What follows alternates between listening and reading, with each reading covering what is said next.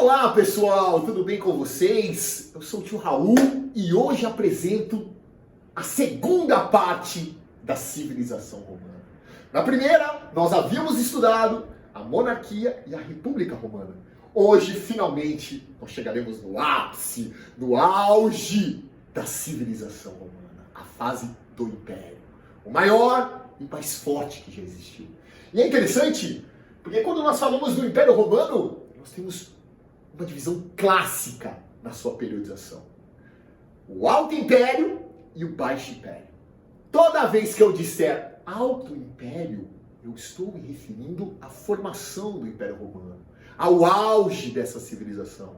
E toda vez que eu disser Baixo Império, eu me refiro à crise do Império Romano. Então esse ponto é fundamental para você começar a entender o Império Romano.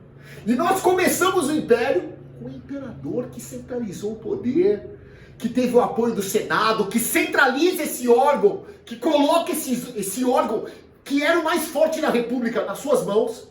E esse imperador é o famoso Otávio Augusto. Responsável por várias reformas sociais, políticas, de equipar o exército, de fortalecer Roma. Quando eu falo em Otávio Augusto, eu me refiro a esse auge. Foi o imperador auge, que centralizou o poder, que faz as reformas sociais e políticas necessárias, inclusive com a divisão social de Roma, para melhor gerir os recursos do Estado romano. Ele também é o responsável pela Pax Romana, um período de relativa paz, porque o exército estava nas fronteiras, porque foi um período que as guerras eram praticamente mínimas e o Estado realmente pôde angariar recursos para que ele pudesse ser investido, para que ele pudesse crescer. Então, quando eu falo de Otávio Augusto, eu me refiro ao ápice. O primeiro imperador representou realmente o que seria a grandiosidade do Império Romano. Nesse período do Alto Império, é necessário que você também lembre do famoso Édito da Caracalla, que recebe o nome do seu imperador, que estendeu o direito romano a todos os súditos do Império. Essa extensão da cidadania ela é importantíssima, porque ela fez do Império único, universal. Só que ao mesmo tempo que o Império mostrava toda essa grandiosidade, essa força, nós tivemos o nascimento do cristianismo nessa época. E eu vou mostrar para os senhores como essa religião pequena da Galileia, pouco a pouco, vai se transformando numa ameaça ao Império. Os cristãos, eles eram monoteístas, diferente dos romanos que eram politeístas. Os cristãos negavam o culto ao imperador. Os cristãos nasceram de uma religião para os pobres.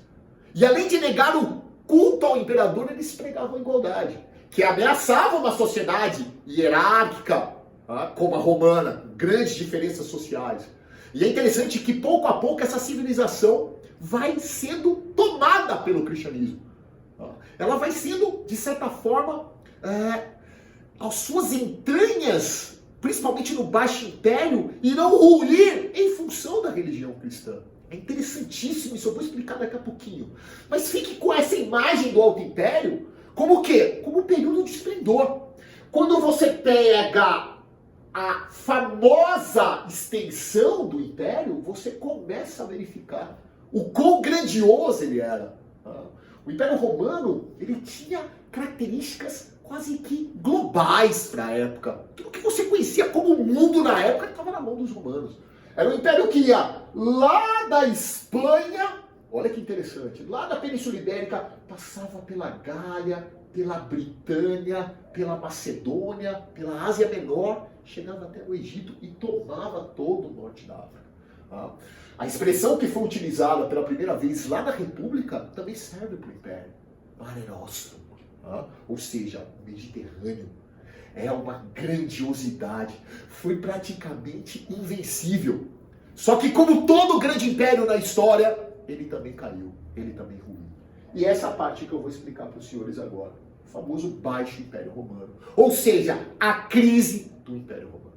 Por que Roma caiu? É muito comum, nós temos explicações simplistas, tipo, os bárbaros invadiram. Pessoal, um império desse tamanho vai cair frente a grupos bárbaros? Será que foi só isso? foram, na verdade, um conjunto de fatores que levaram à crise e à queda de Roma. A crise do Império Romano, ela, na essência, foi o esgotamento do modo de produção escravista. Eles expandiram tanto, eles dominaram tanto, que as fronteiras não podiam mais ser, entre aspas, estendidas. Chegaram ao seu limite. Quanto mais eles expandiam, mais escravos ele tinha. Mais o modo de produção escravista ficava sólido. Quando as expansões cessam, começou a faltar escravo. A fome assolava as cidades. Houve um êxodo urbano. As fronteiras vão ficando mais fracas. E há, junto a tudo isso, uma anarquia militar. Então, reparem o que eu enumerei para vocês. Extensão militar, territorial, fraca. Os militares já não conseguiam mais tomar conta de um império tão grande.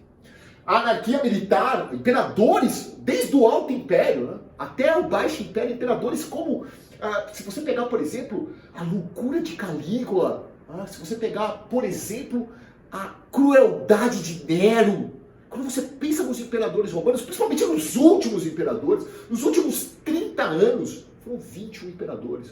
Foi uma anarquia militar total, que, junto com o êxodo urbano e essas fronteiras mais fracas, possibilitou as invasões bárbaras. E o império, pouco a pouco, foi caindo. Pouco a pouco foi caindo. A religião cristã, quanto mais a crise aumentava, mais a pobreza assolava, a religião cristã crescia ainda mais. No Édito de Milão, o cristianismo passou a não mais ser perseguido. Houve uma liberdade de culto aos cristãos. E no Édito da Tessalônica, do imperador Teodósio, ele transforma o cristianismo, inclusive convertendo-se, em religião oficial romana. É a gota d'água final para o fim do império e o início do período feudal. Só que olha que interessante. Teodósio, esse imperador, sabendo dos riscos dessas invasões, nesse vasto império, teve uma decisão muito sensata que foi adotada após a sua morte. O Império Romano foi dividido em duas partes. O Império Romano do Ocidente, cuja capital era Roma, e o Império Romano do Oriente, cuja capital era Constantinopla. Quando essa divisão aconteceu, eu vou até mostrar aqui no mapa para você imaginar, quando essa divisão do Império Romano acontece, com a cidade de Bizâncio sendo a capital do Império Romano Oriental e Roma do Império Romano Ocidental, o que eles planejavam? Se o Império cair, talvez um possa sobreviver. E foi exatamente isso que aconteceu.